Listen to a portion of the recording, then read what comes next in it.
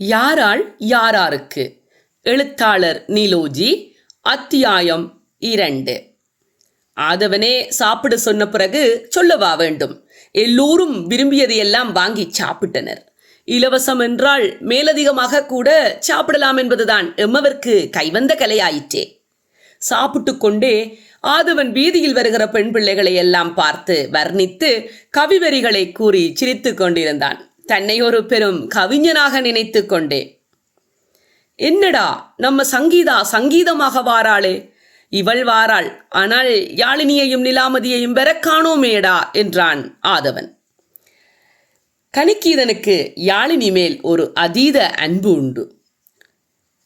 பார்டாப்பா, உன்ற ஆள் வருவாளடா, யோசிக்காதே என்று கபிலன் கூறிக்கொண்டிருக்க கலகல என ஏதோ பேசி சிரித்துக்கொண்டே யாழினியும் நிலாமதியும் வந்து சேர்ந்தனர்.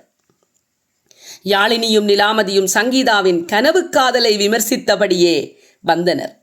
இவர்களின் வரவை ஆவலுடன் எதிர்பார்த்திருந்த ஆதவன் வருக வருக வருக என்று வரவேற்றதுடன் வாங்கோ எல்லாரும் சாப்பிடுவோமா என்று கேட்டான். அவர்களோ இப்ப வேண்டாம், போற வழியில பாப்பம் என்றனர். ஆதவனின் முகமோ வாடிப்போனது.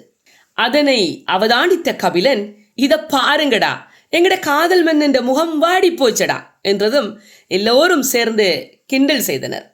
ஆதவனுக்கும் குமாருக்கும் இடையிலான நட்பும் சங்கீதனுக்கும் கபிலனுக்கும் இருக்கும் நட்பு போலவேதான் மிகவும் ஆழமானது.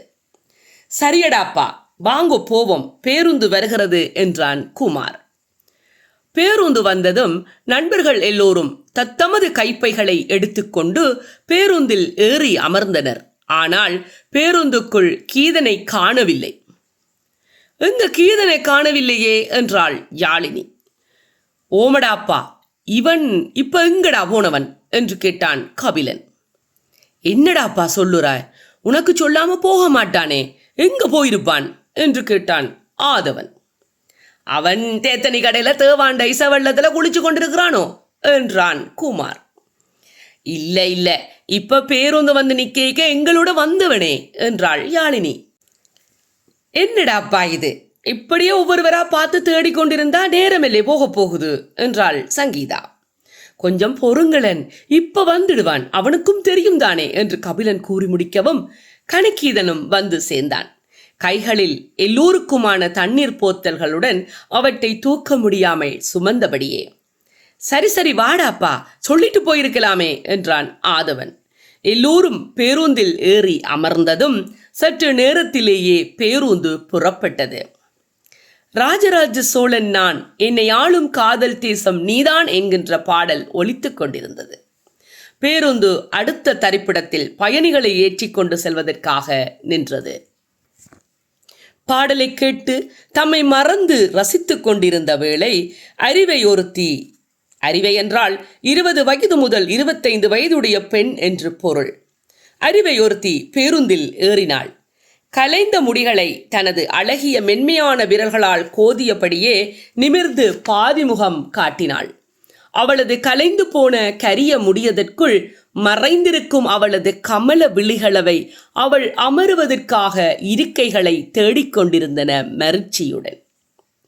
கள்ளூரப் பார்க்கும் பார்வை உள்ளூரப் பாயுமே, துள்ளாமல் துள்ளும் உள்ளம் சல்லாபமே, வில்லோடு அம்பு இரண்டும் கொல்லாமல் கொல்லுதே, வெண்பாவை கண்கள் நின்று பொய் சொல்லுதே என்கின்ற வரிகளவை அவளுக்காகவே எழுதியது போல் ஒலித்து கொண்டிருந்தது.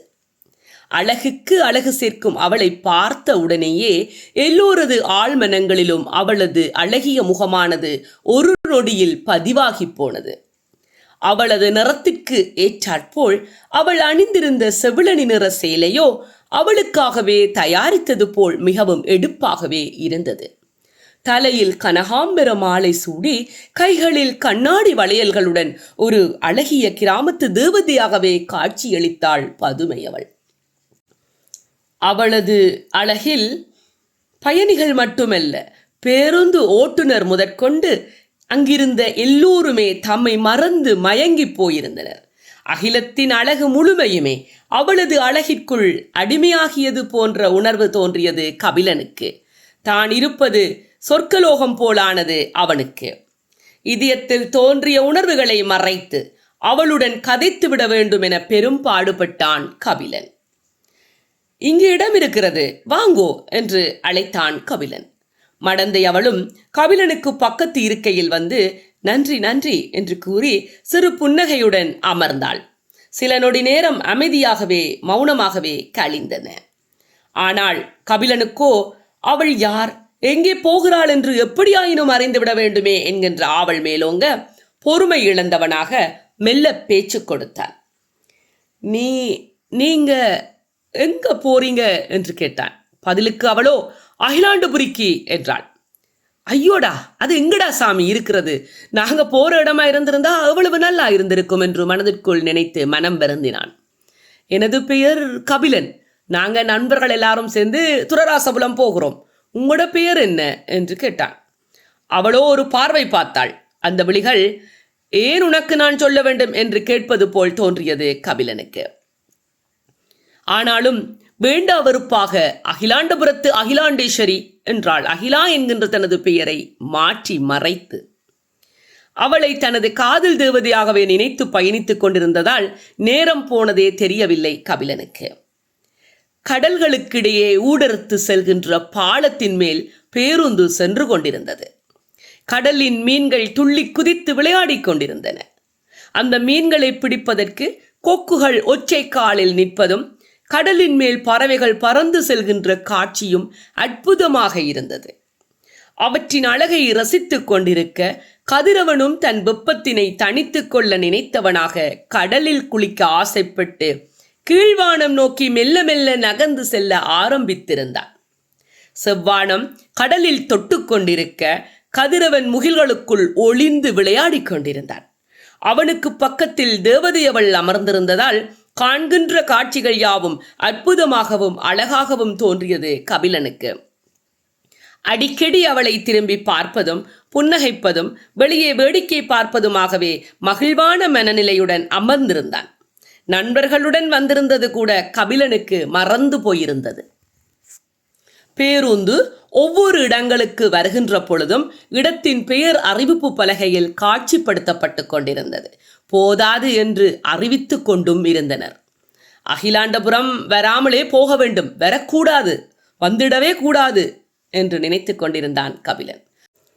ஆனாலும் அகிலாண்டபுரம் என அறிவித்ததும் கபிலனுக்கு என்னவோ போல இருந்தது. அவளுக்கான இடம் வந்ததும் சரி நான் வருகிறேன் என்று கூறி இறங்கி சென்று விட்டாள். கபிலனும் வேறு வழியின்றி மனமின்றி விடை கொடுத்தான். வராத புன்முறுவலை கடினப்பட்டு தனது உதடுகளில் தவள விட்டபடியே அவள் இறங்கி சென்றதும் கபிலனுக்கு அருகில் வந்து அமர்ந்தான் ஆதவன். டேய், இங்கே என்னதாண்டா நடக்குது என்று கேட்டு சிரித்தபடியே. பயணத்துல வாரவங்க எல்லாரும் கூடவே வருவினமா என்ன, நாங்க தான் உன்னோட வரவணும், இடையில வந்தவங்க இடையில போயிடுவாங்க என்றான் ஆதவன். ஓமடா, எனக்கு தெரியும், ஆனால் அவளை பார்த்த முதல் பார்வையிலேயே அவளை பிடிச்சு போச்சுடா எனக்கு. எப்படி ஆகிலும் அவளை நான் மீண்டும் சந்திப்பேன், நீ வேணுமெண்டா இருந்து பார் என்றான் கபிலன். அவளுண்ட அழகுக்கு அவளை உனக்கு மட்டுமே பிடிச்சு போனதுன்னு நினைக்கிற? இந்த பேருந்துல இருக்கிற அந்த தாத்தாக்கு கூடத்தான், அவரே பாட்டிய மறந்துட்டாரண்டா பாரண்டா என்று கண்ணடித்து கொண்டே சிரித்தான் ஆதவன். இப்படியே பேசிக்கொண்டிருக்க துரராசபுரமும் வந்தது. பேருந்து நிலையத்தில் பேருந்து நிற்கப் போகின்றது என அறிவிக்கப்பட்டது. அதுவரை பேசிக்கொண்டிருந்தவர்களை பார்த்து இறங்க வேண்டும், ஒரு பொருளையும் தவறுவிடாமல் எடுத்துக்கொள்ளுங்கோ என்றான் கணிகீதன். பேருந்தும் நின்றது. பேருந்திலிருந்து இறங்கி கைகால்களை உதறிக்கொண்டனர். 8 மணி நேர பயணம். இடையில் ஒரே ஒரு தடவைதான் ஓய்வுக்காக 15 நிமிடங்கள் தரிப்பிடத்தில் நின்றது. மற்றபடி தொடர் பயணம். உடல் களைப்பாகவும் சோர்வாகவும் இருந்தது.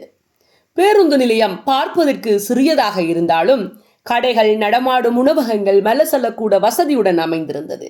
சிறிய நகரம் என்றாலும் சகல வசதிகளுடனும் அழகாகவும் சுத்தமாகவும் மனதுக்கு நிறைவாகவும் இருந்தது.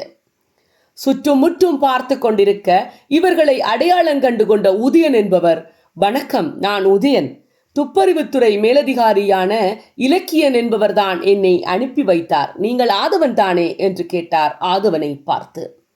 ஓம், நான் தான் என்று எப்படி கண்டுபிடிச்ச நீங்கள் என்று ஆதவன் கேட்க, ஓ அதுவா, இந்த துறையில இருப்பவர்களை அடையாளம் காண்பது மிகவும் இலகுதானே என்று கூறி வாங்கோ போகலாம் என்று அழைத்து சென்றார் உதயன்.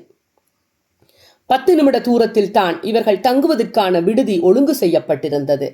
மிக பெரிய ஆடம்பரமான விடுதியெல்லாம் கிடையாது. மனதிற்கு இனிமை தருகின்ற அமைதியான சூழலில் அமைந்திருந்தது. சுற்றுலா பயணிகளுக்கும் தனிமை விரும்பிகளுக்கும் மிகவும் ஏற்ற இடமாக செங்குட்டுவன் விடுதி அமைந்திருந்தது.